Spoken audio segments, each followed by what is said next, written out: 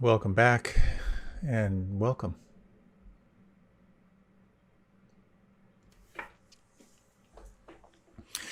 A good number of years ago now, I was at Spirit Rock Meditation Center out in Woodacre, California on a retreat, and I was the mindful movement leader. So I would be leading the movement early in the morning. I forget when, maybe 6 in the morning or something like that.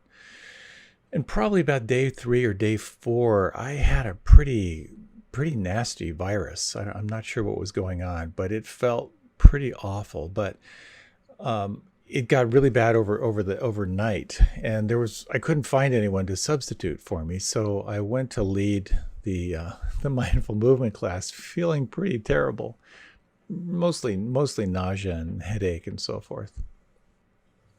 And I realized as I was leading the class that I was going to, as they say, get violently sick.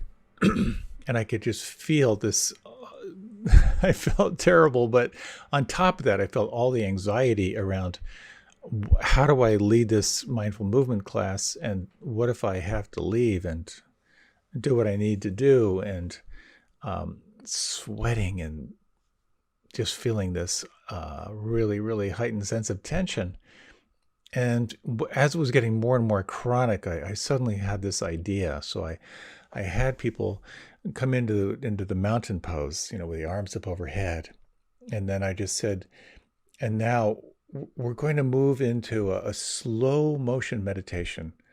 And you're going to slowly let your arms come down to your sides. And then you're going to very slowly come down to the child pose on the floor and allow yourself to completely rest and relax and feel. So once I gave that instruction, that allowed me to step out of the room, run down a flight of stairs, throw up intensely about 3 times, then dry heave intensely for another 3 or 4 times, wash my hands, rinse out my mouth, race back upstairs. Everyone's in the child pose. And then I could say, and now we're going to, and we went into the next thing. That was one of my more dramatic experiences of dealing with short-term panic. And it actually leads to what I'd like to talk about. I wouldn't say it was a full-blown panic attack, but it had those elements of when we feel panic, we sort of move into the very short-term feeling of being out of control. And we've been talking about fear, or I've been talking about fear and anxiety these last number of weeks.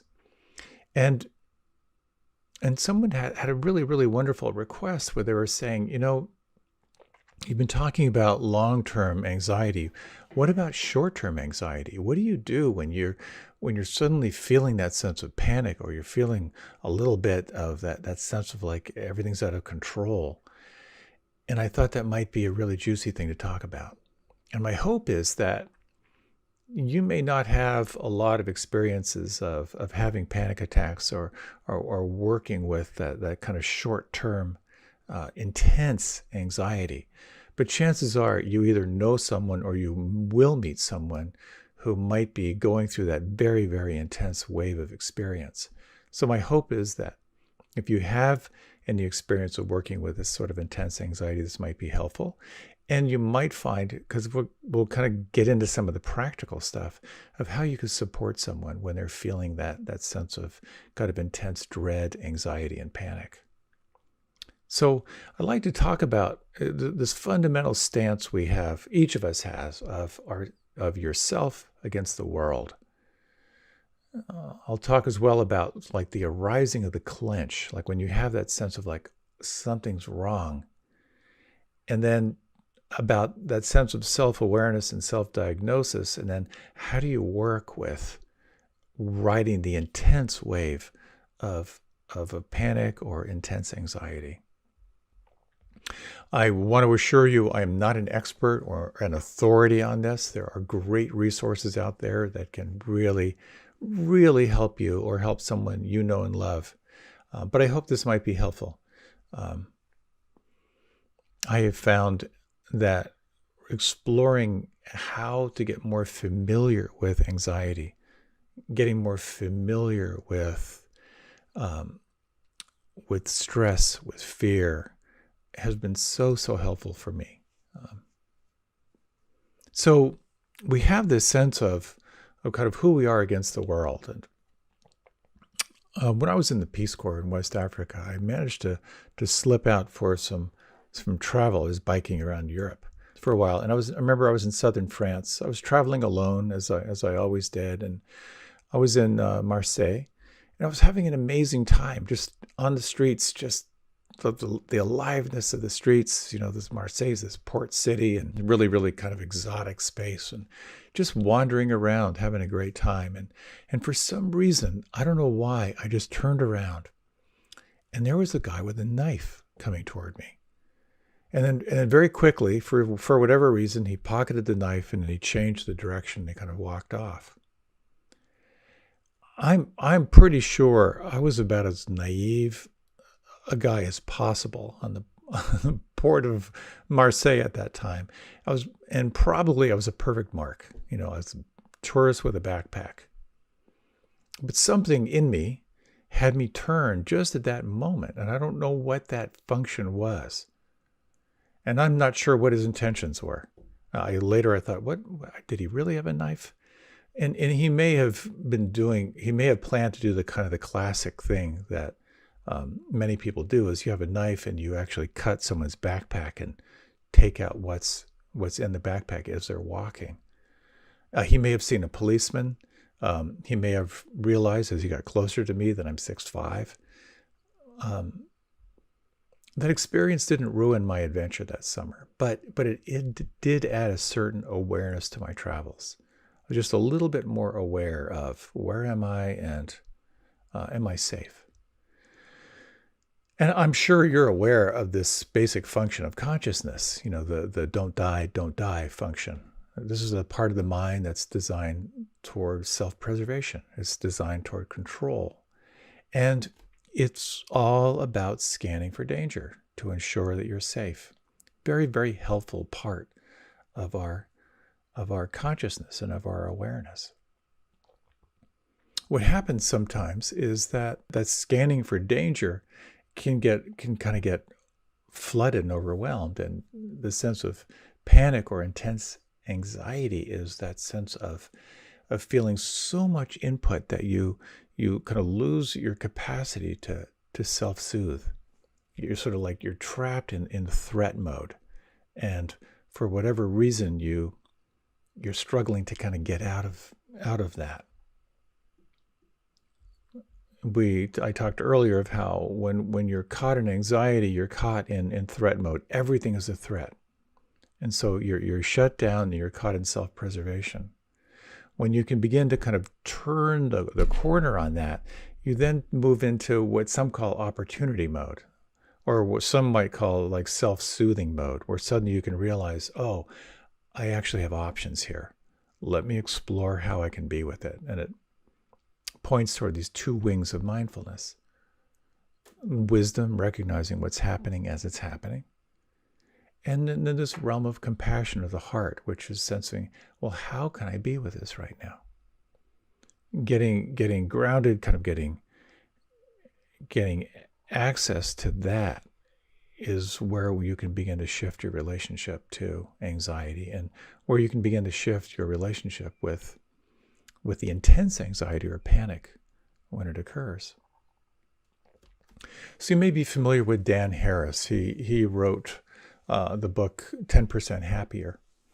He was a journalist for ABC News and quite famously had a panic attack on television. And I watched it recently, and I've met Dan. Tara did an interview with him in his studio in New York, so I got to hang out there a little bit with him.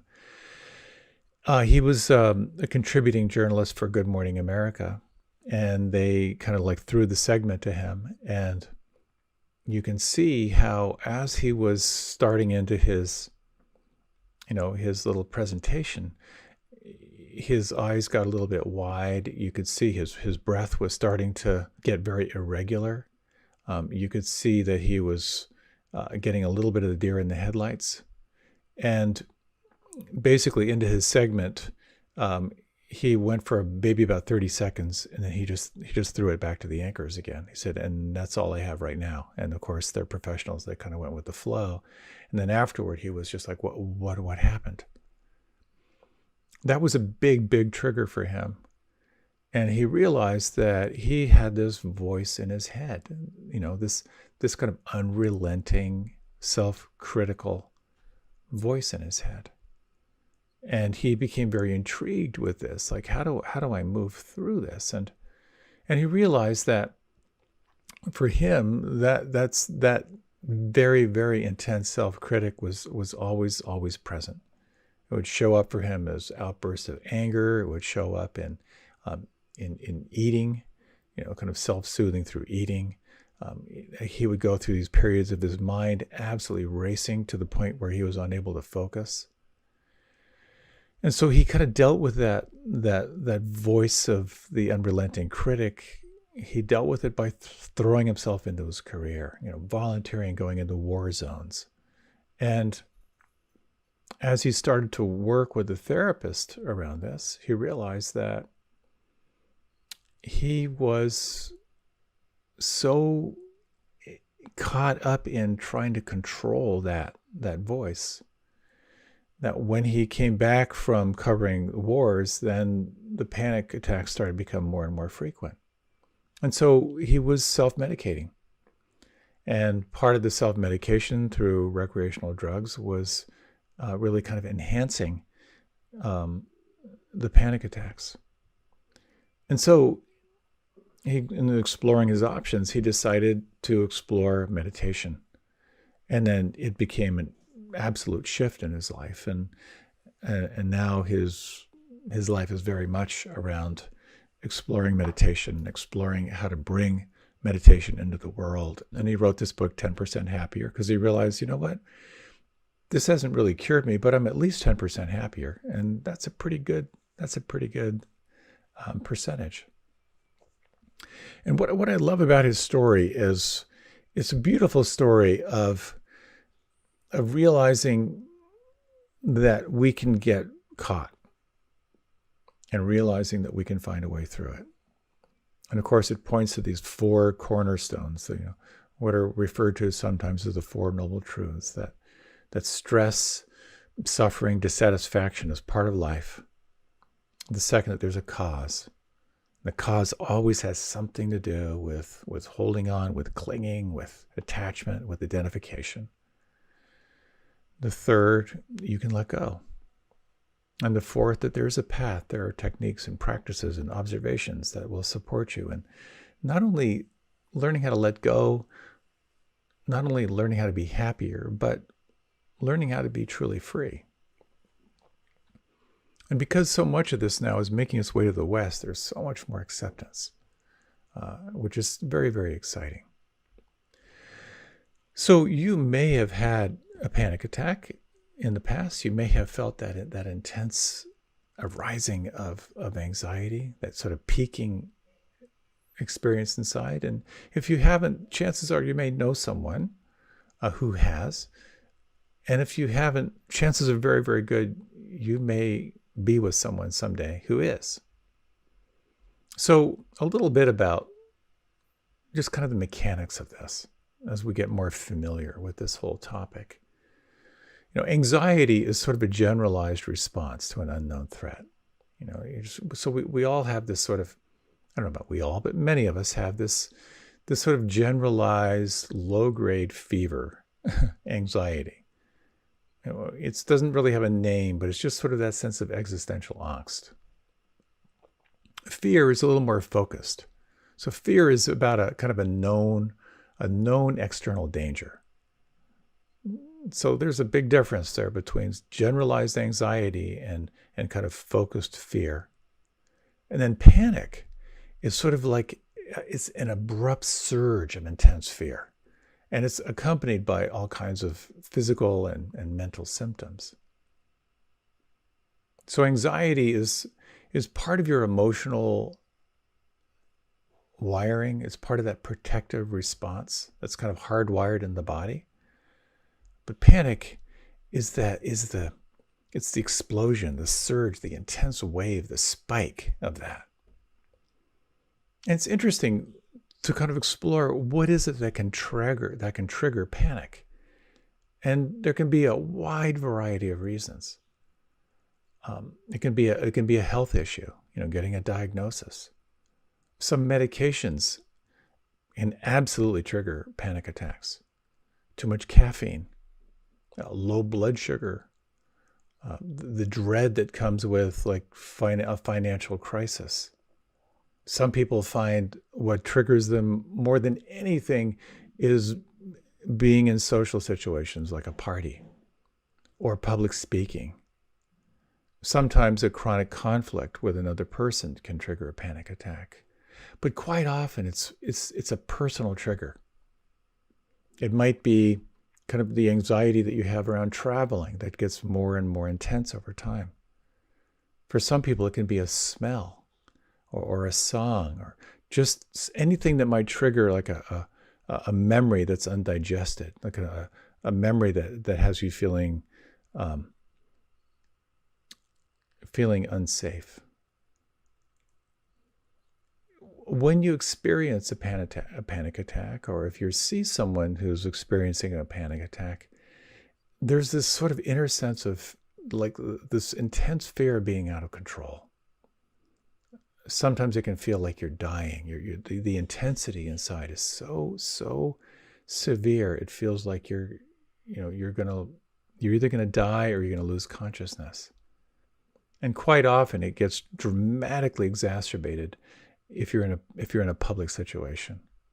Just the fear of embarrassment. So panic will show up in the mind, it'll show up in the body, and mentally it can feel like you're getting more and more detached. There can be feelings of unreality, that sense of losing control, like you're dying. And physically it can show up very intensively as maybe a pounding heart or sweating or trembling or shaking. There can be a shortness of breath or chest pain, a feeling like you're choking, you can't get enough breath. There can be nausea, dizziness, numbness, hot flashes. I see it clearly with our dog when a thunderstorm shows up. Suddenly there's the trembling and the panting and the shortness of breath. It's the nervous system just sort of taking over. So what's happening is when you experience a panic attack or you're with someone who's having a panic attack, it's the autonomous fight or flight response that takes over. The physical symptoms they're more intense than anxiety. And anxiety kind of builds gradually. Panic attacks come on really, really fast. And of course, they'll trigger fear and they'll trigger worry about this loss of control or maybe having another attack. And how these things begin to build.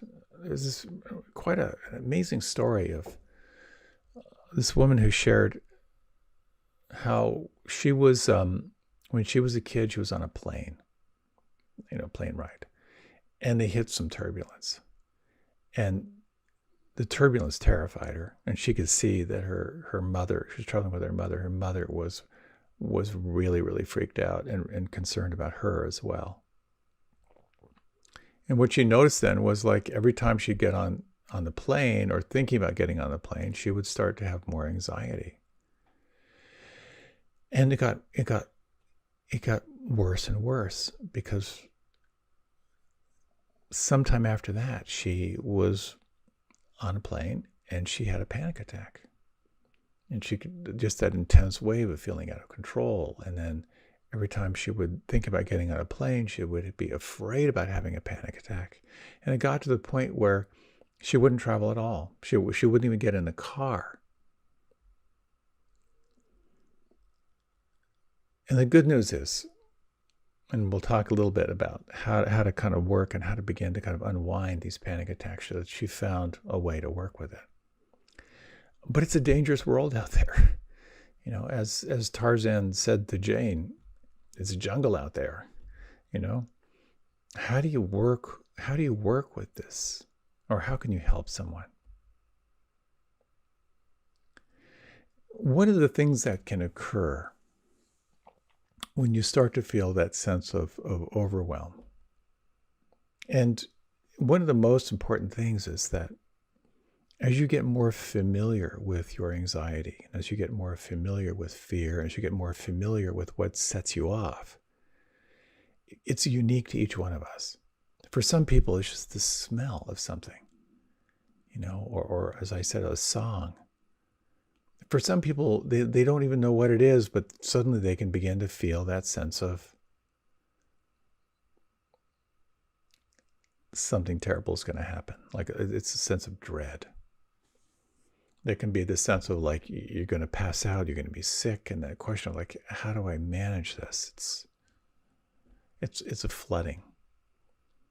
So maybe you've had times of that. There's that sense of like the sense of dread, the sense like you're losing, you might lose control. It's this existential moment. It's like this, the controlling sense of self, like the controller inside is losing its grip. So I'd like to talk a little bit about some of the suggestions that may resonate for you, and some may not. But the essence of it comes down to the two wings of practice. And the two wings of mindfulness, again, wisdom and compassion. Wisdom is recognizing what's happening. It's about naming it. And compassion is exploring how you can be with it. And it's these two wings that we need to draw on, particularly when it feels like it's impossible to draw on them. So the one thing you can do is, when you feel it coming on, is to recognize it. And sometimes just naming it can be helpful. And if you're new to these experiences, it can feel like this is the first time it's ever happened. But quite often you can ask yourself, have I experienced this before? Is this familiar? And have I gotten through this? And someone was sharing with me how when they can begin to feel that, they feel the trigger, they feel the clench, they feel like something horrible is going to happen. They're going to experience this. That there's something inside now, as they've turned to get more mindful, more aware of this dynamic, where they can say, I know what this is, and I've gone through it before. And as soon as they can say, I know what this is, or they can even just say out loud, oh, I'm having a panic attack, the naming of it begins to cultivate the shift. What kind of happens is you're stimulating the prefrontal cortex. You're recognizing the sense of being flooded or being out of control. And it can kind of begin the process. I've been through this before.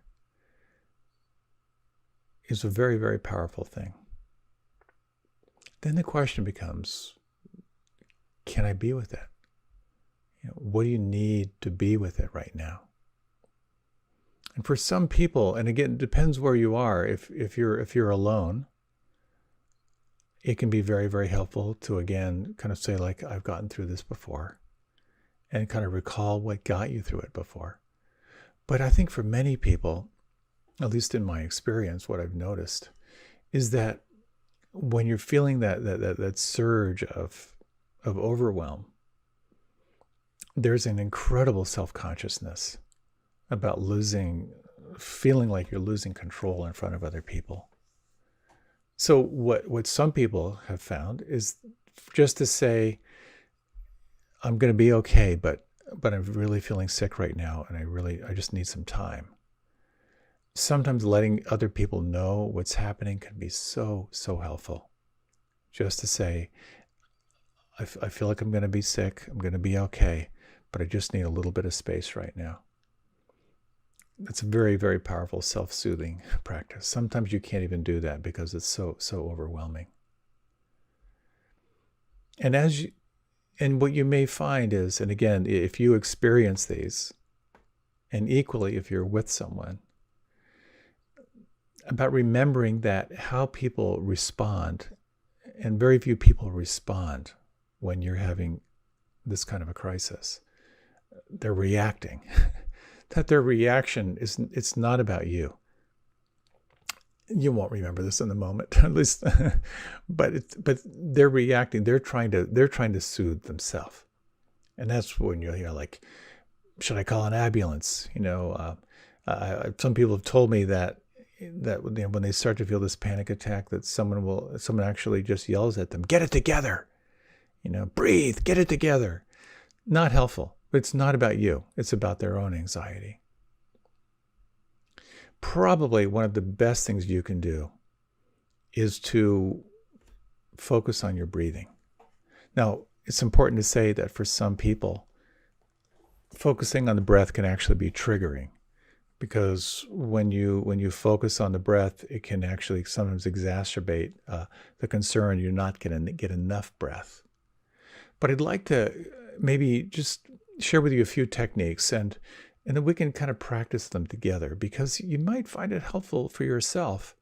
But also, there have been many, many occasions in my life where it's been very, very helpful for me when I'm accompanying someone who's going through one of these, these sort of crises. One of the most helpful things you can do, and if you like, you can do this now, is just focus on your nose.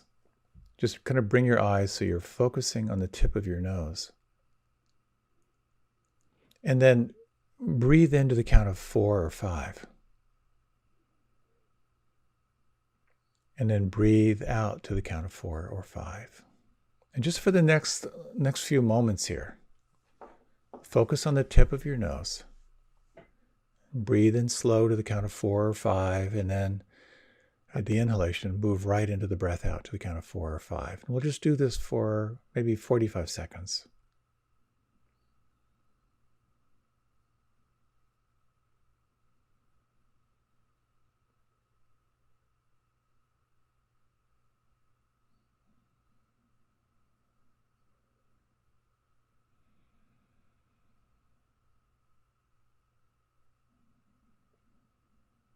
And one more slow breath.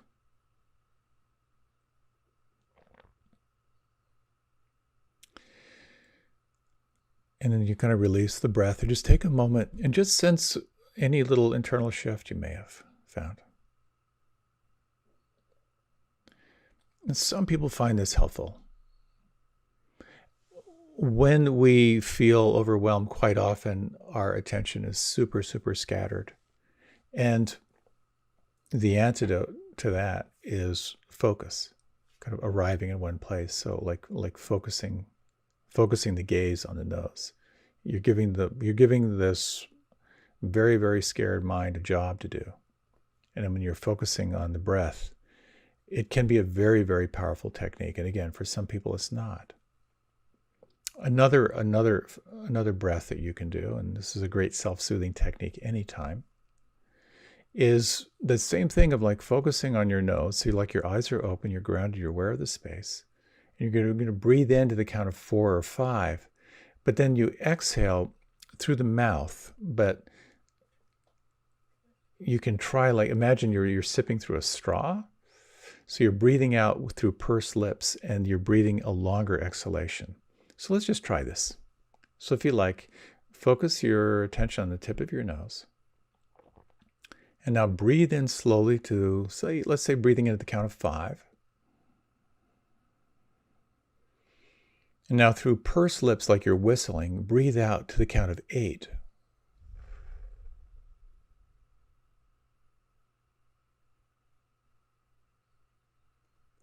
Breathe in through your nose to the count of 5.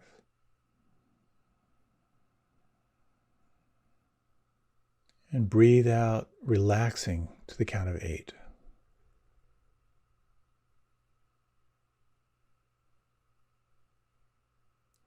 And again, you can just continue for a few more rounds of breath and just track what it feels like inside to both focus your gaze and focus on the counting, but also on the exhalation to relax and to feel and soften.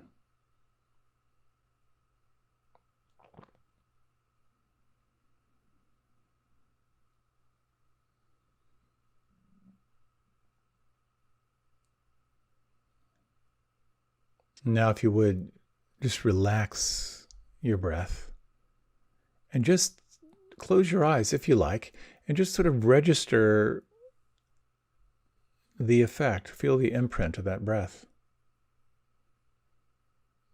Notice anything that may have shifted for you.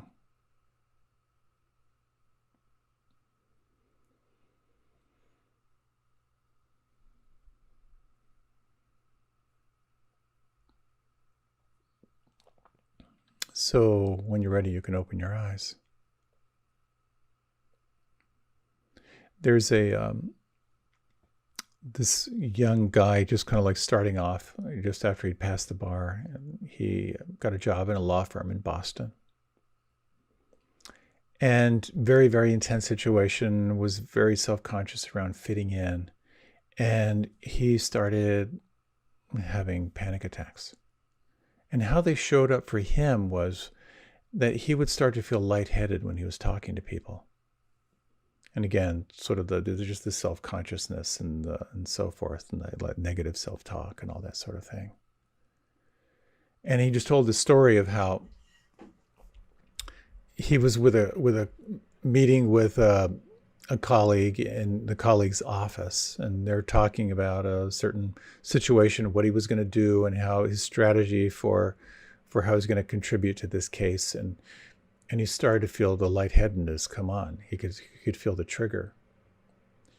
And what he said was like, I'm feeling a little bit, I'm just feeling really lightheaded, and I feel like I might get sick. Would you mind getting me a glass of water? And so his colleague went to get him a glass of water. And as his colleague was getting him the glass of water, he focused on his breathing. Because he learned the technique of focusing on breathing. And by the time his colleague came back with a glass of water, he was already kind of on the other side of the wave. And he said for him, it's so helpful to be able to recognize the early warning signs. And then to give himself the permission to kind of take that time just to focus inside on his breath. He said, he recognized, he said, it's like riding a wave. It's a very, very intense wave. And once you know what it is, he said, you can learn how to disarm it. And I take some solace in that. So breath can be very, very helpful. Another very practical thing is using cold. One person swears 8 ounces of cold water can be very, very helpful, or a cold towel on your face or the back of your neck. Another technique, which some people find very, very helpful, and again, these are very, very simple, but I have learned over the years it's the simple stuff that's the most effective, is the contraction release. So we can just do this for a moment if you like. You can, if you just close your eyes and just feel your palms, and now bring your palms into fists. Begin to tighten and squeeze. Squeeze your fists. Really, really tight, really, really tight. And now release. Relax the palms. And just let your awareness just flood into the palms and fingers and thumbs, and feel that sense of softening.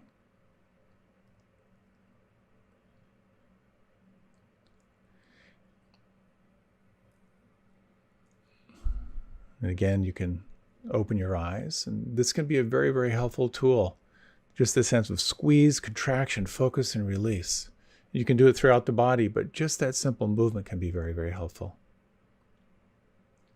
So this intense wave of panic, anxiety, it'll quite often reach its peak in minutes. That's one of the characteristics of it. It's like this rush of a wave. It can feel terrifying. But again, the more familiar you can be with it, the more it can develop a sense of confidence that you can be with it.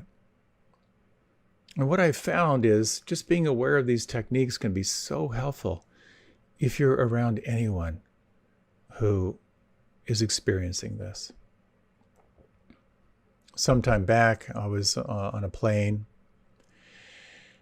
and it was one of those situations where I had an open seat next to me. The plane was just about full, and then here comes someone. I realized, this is the person who's going to be sitting next to me. And this woman was quite large, and as she settled into her seat, she was sort of like spilling over into my space.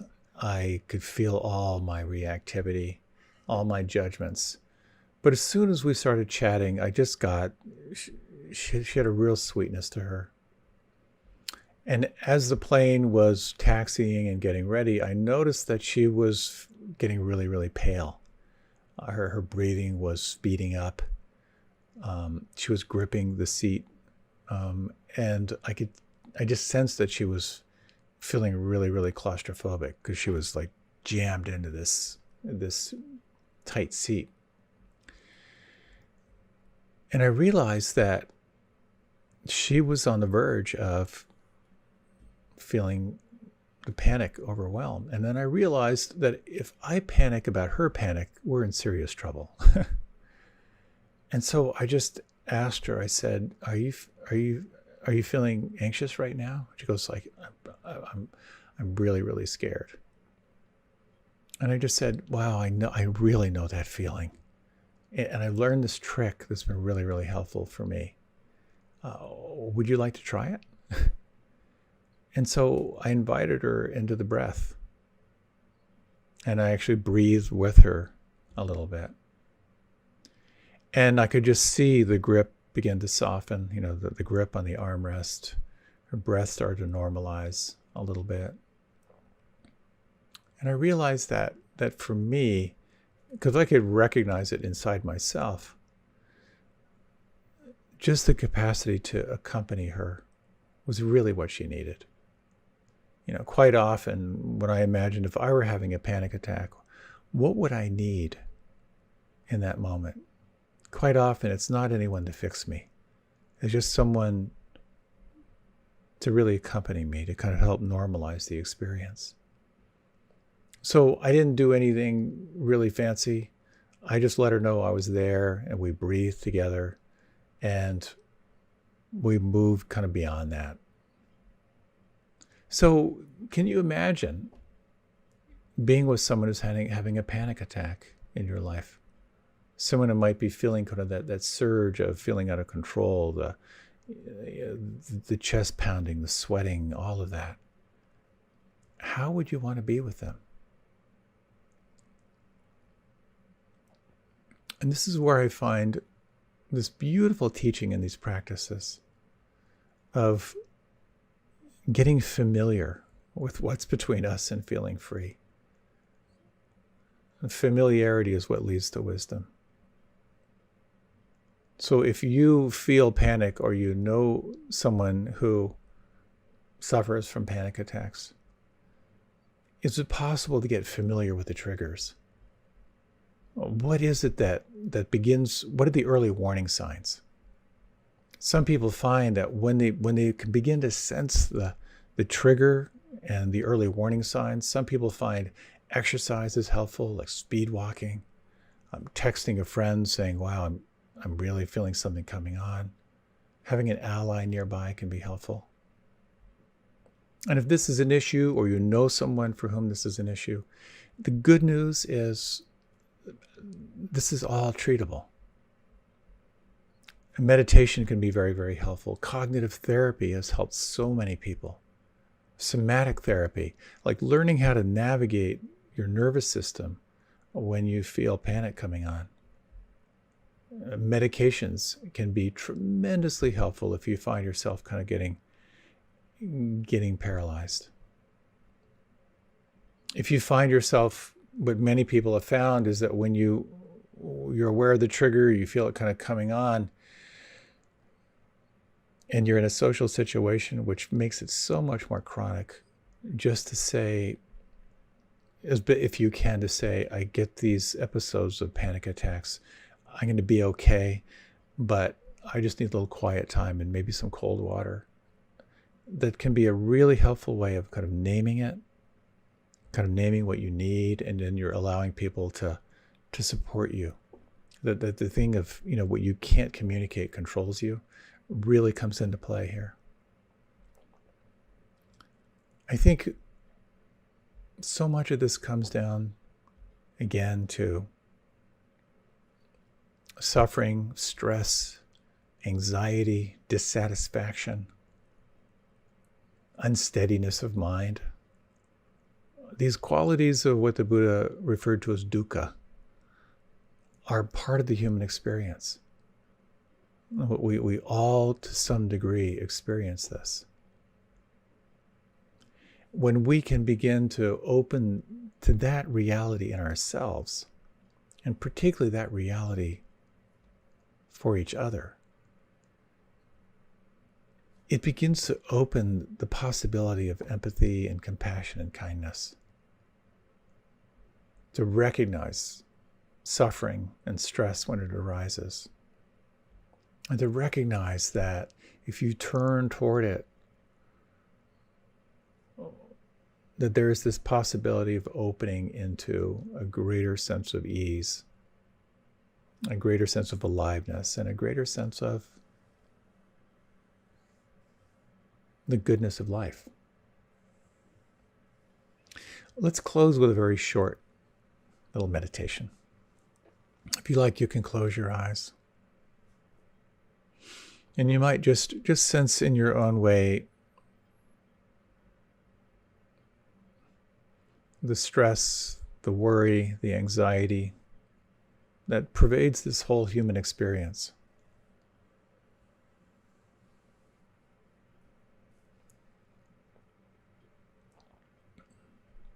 And just reflecting on the following words, these classic words of metta, of loving kindness.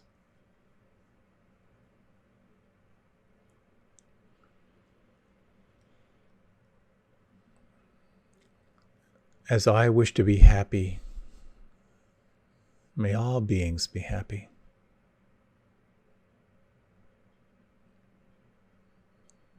As I wish to feel peace,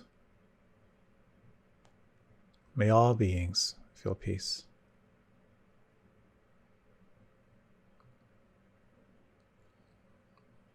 As I wish to feel free from stress and suffering, may all beings in all directions feel free from stress and suffering.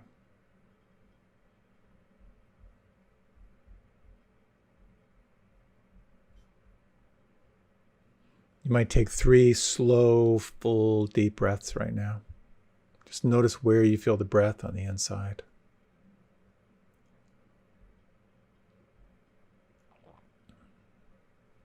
As you're ready, you can open your eyes. This essential truth that stress and suffering and dissatisfaction are part of the human experience is so important. Our capacity to recognize, to name it,